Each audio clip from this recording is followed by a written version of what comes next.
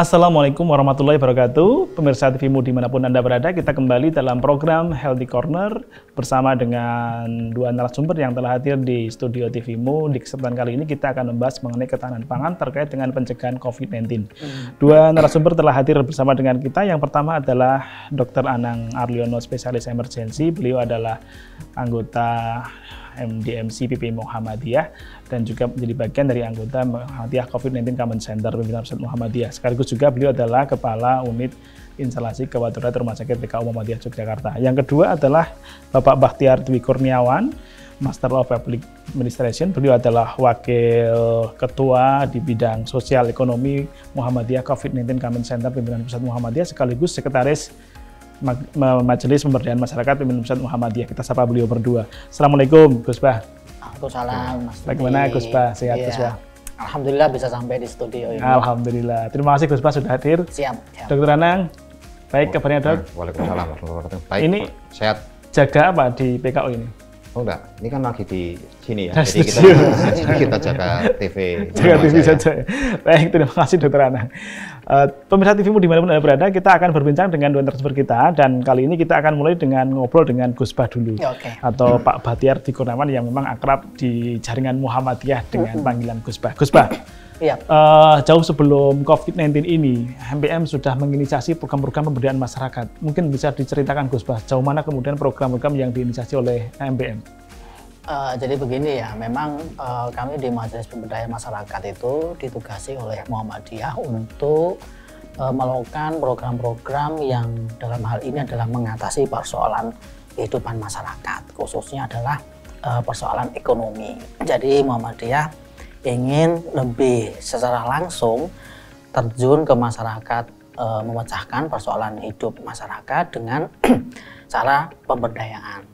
Pemberdayaan yang dilakukan itu ada beberapa tahapan ya. Pertama dilakukan dengan cara charity ya, dengan cara santunan secara langsung. Misalkan kalau ada orang lapar, yang lapar kasih makan seperti itu. Tidak bisa orang makan kita ajak, orang lapar kita ajak diskusi. Nanti ngamuk-ngamuk. Ya, saatnya dia lapar ya dikasih makan. Ada yang pemberdayaannya terkait dengan kapasitas ya, peningkatan kapasitas, skillnya. Nggak bisa bertani diajak bertani, diajari untuk mengolah lahan gitu. Nggak bisa menjahit diajari menjahit. Nggak bisa yang lain-lain itu, misalkan kapasitas skill teknis itu kita ajari begitu. Terus yang selanjutnya itu mungkin adalah pemberdayaan terkait dengan akses pasar, akses usaha daripada masyarakat. Mungkin masyarakat bisa mempunyai kapasitas, skillnya ada, bisa memproduksi bahan, bisa memproduksi makanan, bisa memproduksi hasil pertanian, tapi tidak bisa menjualnya. Gitu. Kita memfasilitasi dari sisi aspek pasarnya, fasilitasi, marketingnya, packagingnya, dan lain sebagainya. Termasuk juga distribusi produk-produk hasil dampingan berkait dengan keterjangkauan produksi daripada warga kita. Termasuk dalam kegiatan yang dikelola oleh MPM itu masuk pada tergantung ya, skopnya bisa berbasis komunitas, berbasis domisili, dan yang kedua adalah berbasis isu atau mata pencaharian, isu tentang kaum miskin kota, misalkan dengan abang beca, ya itu abang beca, terkait dengan pemulung, terkait dengan buruh gendong, terkait dengan asongan. Tapi ada yang berbasis komunitas, misalkan di kampung atau di komunitas adat, di komunitas hutan, itu yang tidak mobile. Kalau abang beca itu mobile, pedagang asongan itu mobile. Tapi yang ada yang sit in, live in, ya kita datang di situ terus menerus dan secara rutin, intens, kontinu seperti itu. Nah itu program-program pemberdayaan masyarakat. Ada kalanya juga advokasi kebijakan. Nah, jadi pemberdayaan pertama adalah santunan, charity tadi.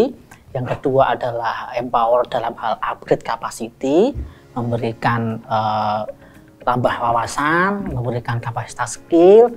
Dan yang ketiga adalah tadi distribusi akses pasar. Dan yang keempat itu advokasi kebijakan publik.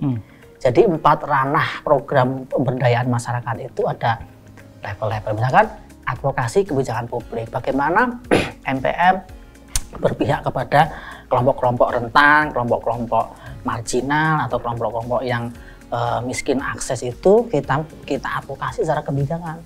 Misalkan MPM mendampingi difabel dan di Jogja ini sudah lahir perda-perda yang pro disabilitas. Di Sleman, di Gunung Kidul, ya, di Kulon Progo. Perda-perda lahir itu atas inisiasi dan dorongan daripada MM. Misalkan kelompok difabel itu kan secara keekonomian sulit mengakses bank karena oleh pihak bank nggak tahu kenapa dia sulit. Maka terus mendapat pekerjaan di sektor formal juga sulit. Sehingga kami advokasi sehingga ada perda itu mengakomodasi jenis-jenis pekerjaan yang bisa diakses oleh teman-teman penyandang disabilitas begitu. Nah, secara kebijakan publik. Nah, jadi bisa juga misalkan advokasi kebijakan tentang petani begitu. Kami melakukan hearing, kami melakukan lobby, audiensi dengan DPR, komisi terkait supaya undang-undang petani itu sesuai dengan semangat spirit kemandirian bangsa Indonesia Dan berpihak pada masyarakat. Berpihak pada masyarakat. Ini undang-undangnya, tapi implementasinya tergantung eksekutif. Seperti itu. Baik. Sejauh ini kemudian ketika teman-teman MPM sudah mulai menginisiasi berbagai pendampingan, baik itu terkait dengan santunan, advokasi maupun yang lain. Sejauh ini ketika kemudian masuk di era pandemi, apakah menjadi hal yang satu yang berdampak sangat serius bagi dampingannya MPM, Gus Bah?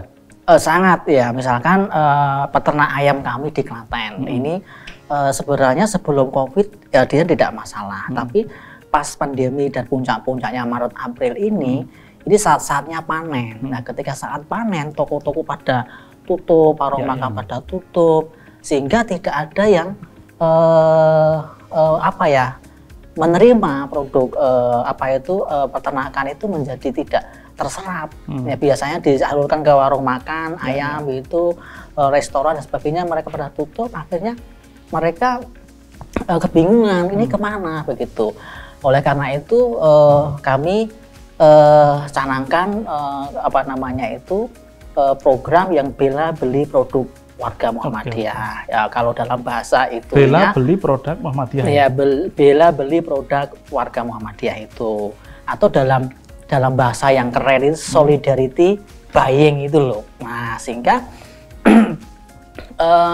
kelompok peternak ayam kami itu kami sosialisasikan dalam mana ke warga untuk dibeli gitu. Termasuk itu saat di pandemik ini ya. Saat di pandemi ini itu puluhan ribu ayam. Nah, gimana coba membuang dalam waktu singkat puluhan ribu ayam itu kepada konsumen. Kami hubungi warga, pengurus, nah, siapa yang mau membeli. Ya, ada yang beli 5, ada yang beli 10, ada yang beli. Nah, sehingga itu solidarity buying atau bela beli produk itu, membeli itu bukan karena butuh, tapi membeli karena berpihak. Ya, begitu. Kalau kita membeli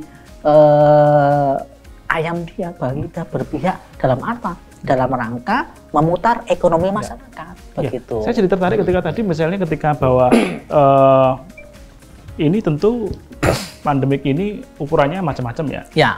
Dokter Anang, kira-kira menurut tinjauan dari teman-teman pelayanan kesehatan, seberapa lama kemudian sebenarnya prediksi COVID ini akan terjadi di Indonesia terutama? Ya, sebelumnya Assalamualaikum warahmatullahi wabarakatuh. Waalaikumsalam. Baik. Belum ada, jadi belum ada hitungan matematis ya, maupun hitungan epidemiologik untuk menentukan kapan berakhirnya pandemi ini ya. Sama juga pada saat itu kapan mulainya pandemi, kecuali pada saat 31 Januari kalau tidak salah PBB bilang ini adalah pandemi global itu ya, pandemi global.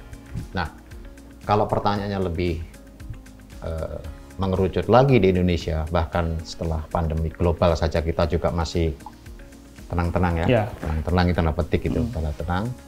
Baik kitanya, masyarakatnya, pemangku kebijakan, pemerintah yang tertinggi itu masih tenang-tenang gitu ya. Kalau di rumah sakit sendiri mungkin Dr. Ana bisa menyampaikan kepada kita semua, apakah memang kemudian kalau tadi di sektor ekonomi begitu terdampak, bagaimana kemudian ketika di rumah sakit yang dirasakan, case katakanlah PKO Jogja. Tapi kita akan bahas selepas yang satu ini dulu. Baik, kita kembali selepas yang satu ini.